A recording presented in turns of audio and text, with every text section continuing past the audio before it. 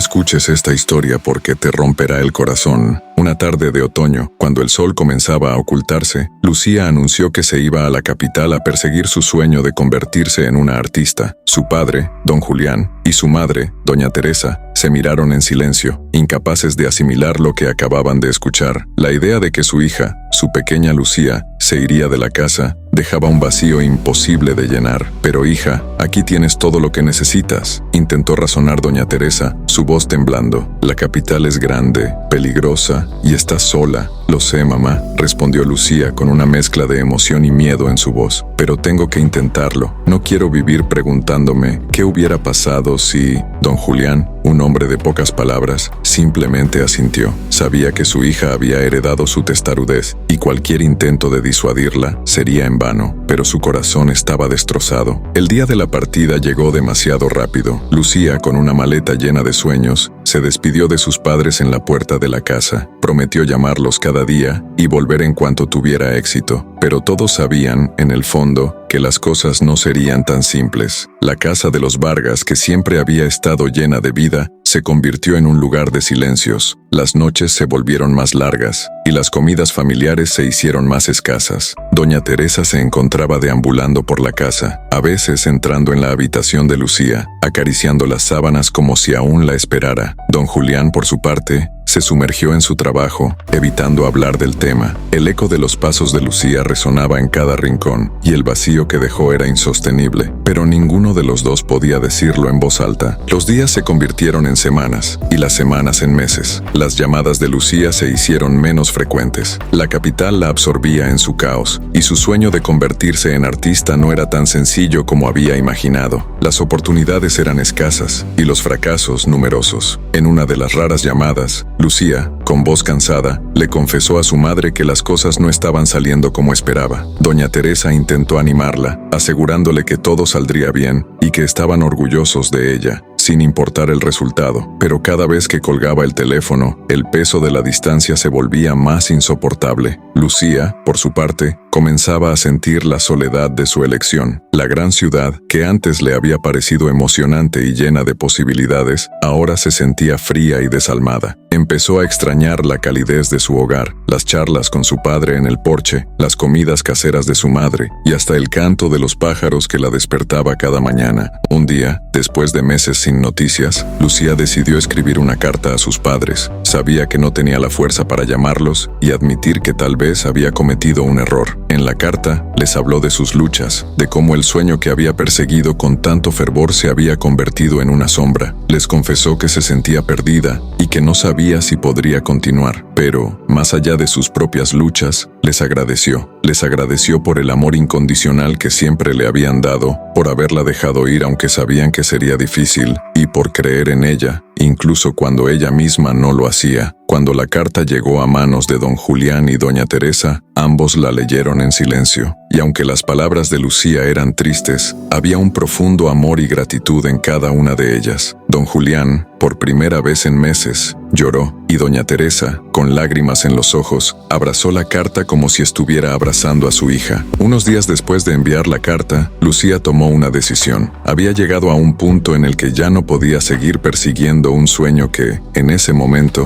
parecía inalcanzable. Necesitaba volver a casa, recargar energías y replantearse su camino. El viaje de regreso fue largo, y cada kilómetro que recorría la acercaba a lo que realmente importaba, su familia. Cuando finalmente llegó a la casa de los Vargas, el sol estaba comenzando a ponerse, tiñendo el cielo de colores cálidos. Doña Teresa fue la primera en verla desde la ventana, y sin decir una palabra, salió corriendo hacia la puerta. Don Julián, que estaba en el jardín, se quedó inmóvil por un momento, incapaz de creer lo que veían sus ojos. Cuando Lucía cruzó el umbral de la puerta, fue recibida con los brazos abiertos de sus padres, quienes la abrazaron como si no quisieran soltarla nunca más. Esa noche, después de una cena llena de risas y lágrimas, Lucía y sus padres se sentaron en la sala, como solían hacerlo antes de que ella se fuera. Lucía, con la cabeza apoyada en el hombro de su madre, sintió una paz que no había experimentado en mucho tiempo. «Lo siento tanto, por todo», murmuró Lucía. No tienes nada que sentir, hija, respondió don Julián con suavidad. Te apoyamos porque creemos en ti. Y si este no era el momento, ya llegará. Lo importante es que has aprendido y que siempre tendrás un lugar al que regresar. Lucía asintió, comprendiendo que su verdadero sueño no era solo triunfar en el mundo, sino hacerlo sin perder de vista lo que realmente importaba, el amor de su familia. Con el tiempo, Lucía encontró una nueva dirección para sus sueños. Con el apoyo de sus padres, decidió abrir un pequeño estudio de arte en su ciudad natal. No sería el éxito deslumbrante que había imaginado en la capital, pero sería algo que podría construir con amor, cerca de las personas que más significaban para ella. Los padres de Lucía, aunque felices de tenerla de vuelta, también aprendieron una lección. Supieron que el amor a veces significa dejar ir, y que incluso cuando los hijos se alejan, siempre llevarán consigo una parte de su hogar. Y así, en el pequeño estudio de Lucía, se pintó una historia de amor, sacrificio y redescubrimiento. Una historia que comenzó con un adiós doloroso, pero que encontró su final en un cálido regreso.